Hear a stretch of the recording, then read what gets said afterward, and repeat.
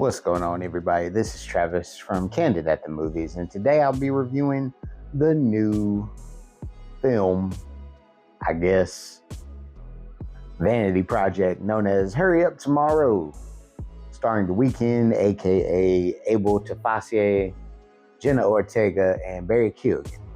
Now, this is basically, to me, I guess I don't know what this is, y'all. It's not good. I'm gonna go ahead and tell you this is gonna. We're gonna talk about it. I want to spoil it, but there's not much to go into spoiling because it's very straightforward. So yeah, the movie is about The Weeknd, who, after a big breakup with his girl, goes on a world tour and he starts to spiral out of control. He's partying like crazy. His manager is just being relentless about him performing, getting all this stuff done so they can have money, glory. But The Weeknd pretty much is being a very toxic person, calling the girl, "Why don't you talk to me?" All this other stuff that you see in your normal everyday relationships, but just blown up to the 12th degree.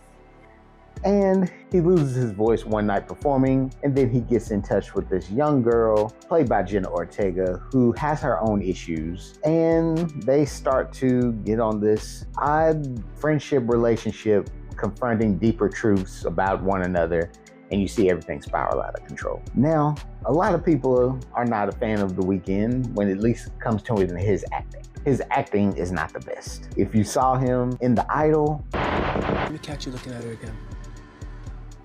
Let me catch you looking at her again. I'm not. Let me catch you looking at her again. I'm sorry. Let me catch you looking at her again. I'll fucking drag you down Rodeo. Oh, your fucking ass was fucking stomp you. I'll fucking curb stomp you. I'm sorry. I'll fucking curb stomp you. I'm sorry. I'm not sure what you were interpreting, but this is just as bad. He has moments in there where you're just looking at him just like, this line delivery is not good. And even the infamous scene that you see on TikTok.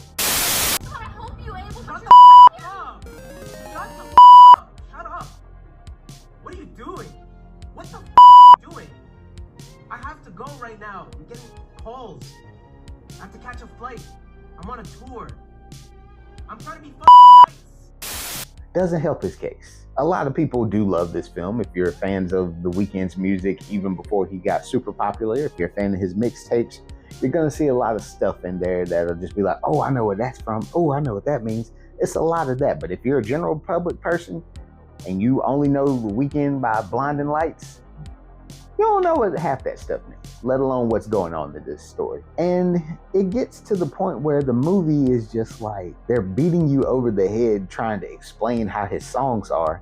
And it's the songs that are like fairly obvious, where you're just like, okay, I knew what that meant, but what are we doing here? And ultimately, the movie turns into something where you're just seeing the physical manifestation of the male side of The Weeknd battling with his inner femininity. Now, we're not gonna say this man's gay, because no, that's not it.